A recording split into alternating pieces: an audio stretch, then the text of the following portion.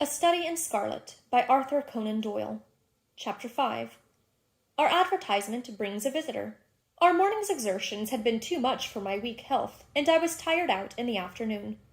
After Holmes's departure for the concert, I lay down upon the sofa and endeavored to get a couple of hours' sleep.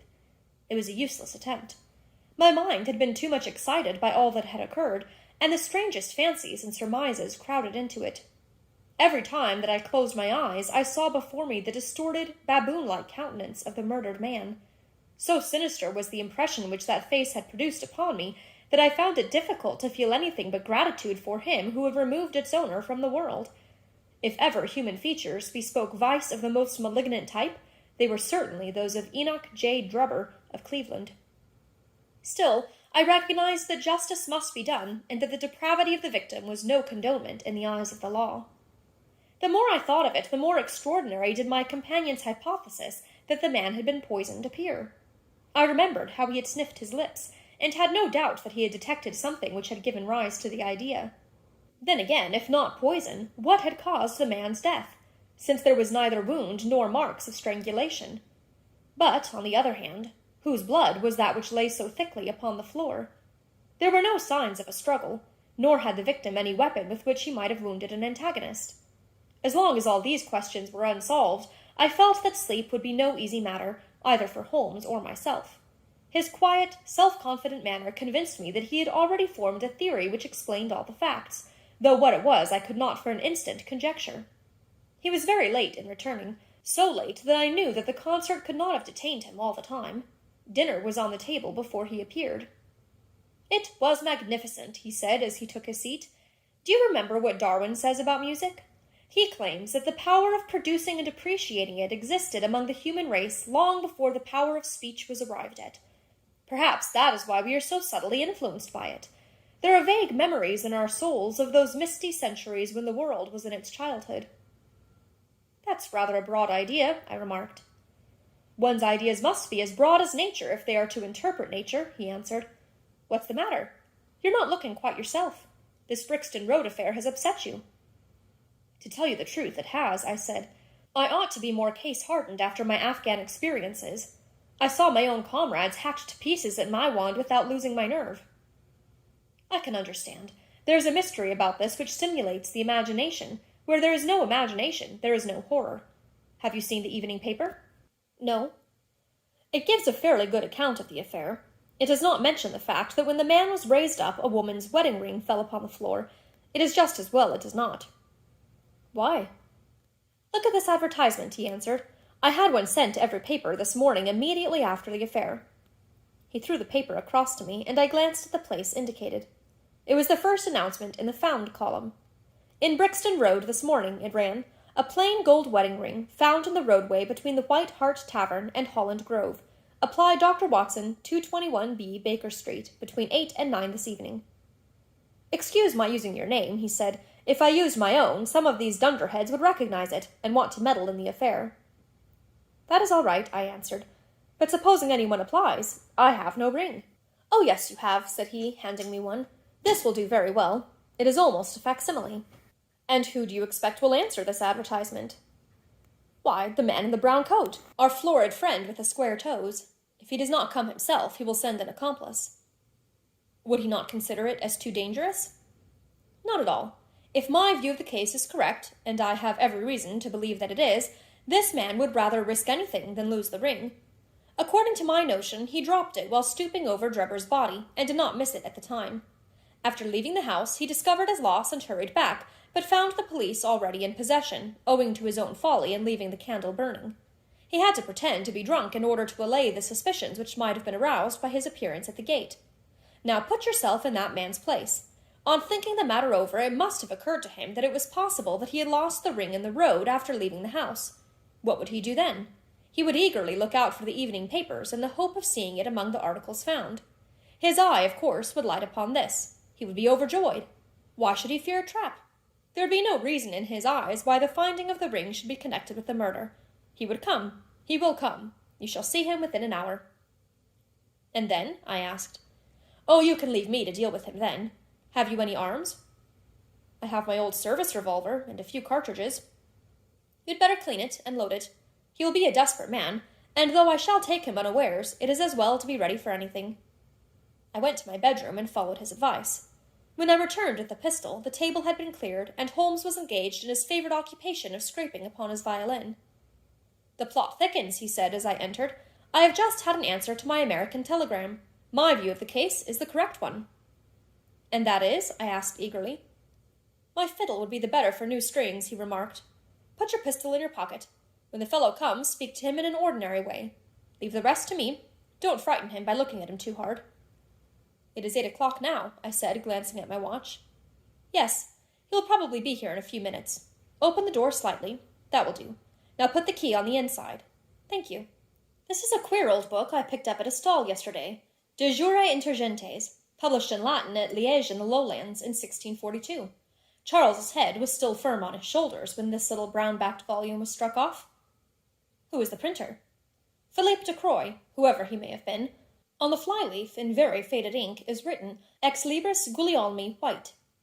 I wonder who William White was. Some pragmatical 17th-century lawyer, I suppose. His writing has a legal twist about it. Here comes our man, I think." As he spoke, there was a sharp ring at the bell. Sherlock Holmes rose swiftly and moved his chair in the direction of the door. We heard the servant pass along the hall and the sharp click of the latch as she opened it. "Does Dr. Watson live here?" asked a clear but rather harsh voice. We could not hear the servant's reply, but the door closed and someone began to ascend the stairs. The footfall was an uncertain and shuffling one. A look of surprise passed over the face of my companion as he listened to it. It came slowly along the passage, and there was a feeble tap at the door. "Come in," I cried. At my summons, instead of the man of violence whom we expected, a very old and wrinkled woman hobbled into the apartment. She appeared to be dazzled by the sudden blaze of light, and after dropping a curtsy, she stood blinking at us with her bleared eyes and fumbling in her pocket with nervous, shaky fingers. I glanced at my companion, and his face had assumed such a disconsolate expression that it was all I could do to keep my countenance. The old crone drew out an evening paper and pointed at our advertisement. "It's this as has brought me, good gentleman," she said, dropping another curtsy. "A gold wedding ring in the Brixton Road. It belongs to my girl Sally, as was married only this time 12 month, which her husband is steward aboard a Union boat, and what he'd say if he comes home and found her without her ring is more than I can think, he being short enough at the best of times, but more especially when he has the drink. If it please you, she went to the circus last night along with—" "Is that her ring?" I asked. "The Lord be thanked," cried the old woman. "Sally will be a glad woman this night. That's the ring." "And what may your address be?" I inquired, taking up a pencil. 13 Duncan Street, Houndsditch. A weary way from here." "The Brixton Road does not lie between any circus and Houndsditch," said Sherlock Holmes sharply. The old woman faced round and looked keenly at him from her little red-rimmed eyes. "The gentleman asked me for my address," she said. "Sally lives in lodgings at 3 Mayfield Place, Peckham." "And your name is?" "My name is Sawyer. Hers is Dennis, which Tom Dennis married her, and a smart, clean lad, too, as long as he's at sea, and no steward in the company more thought of. But when on shore, what with the women and what with liquor shops—" "Here is your ring, Mrs. Sawyer," I interrupted, in obedience to a sign from my companion. "It clearly belongs to your daughter, and I am glad to be able to restore it to the rightful owner." With many mumbled blessings and protestations of gratitude, the old crone packed it away in her pocket and shuffled off down the stairs. Sherlock Holmes sprang to his feet the moment that she was gone and rushed into his room. He returned in a few seconds enveloped in an ulster and a cravat. "I'll follow her," he said hurriedly. "She must be an accomplice, and will lead me to him. Wait up for me."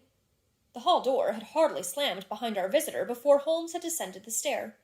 Looking through the window, I could see her walking feebly along the other side, while her pursuer dogged her some little distance behind. Either his whole theory is incorrect, I thought to myself, or else he will be led now to the heart of the mystery. There was no need for him to ask me to wait up for him, for I felt that sleep was impossible until I heard the result of his adventure. It was close upon 9 when he set out. I had no idea how long he might be, but I sat stolidly puffing at my pipe and skipping over the pages of Henri Murger's Vie de Bohème. 10 o'clock passed, and I heard the footsteps of the maid as she pattered off to bed. 11, and the more stately tread of the landlady passed my door, bound for the same destination. It was close upon 12 before I heard the sharp sound of his latch-key. The instant he entered, I saw by his face that he had not been successful.